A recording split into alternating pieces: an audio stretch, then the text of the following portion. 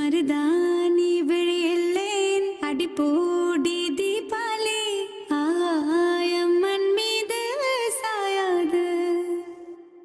நிஜமான காதல்தான் நிலையான பாடல்தான் அதன் ஓசை என்னாலும் ஓயாது. அவள் அவன் காதல் நெஞ்சில் கண்டாளே சிறு குற்றம். அவன் நெஞ்சம் தாய்ப்பால் போலே என்னாலும் பரிசுத்தம். ஆத்திரம் நேத்திரம் மூடா பாலையும் கல்லாய் அவள் பார்க்கிறாள்.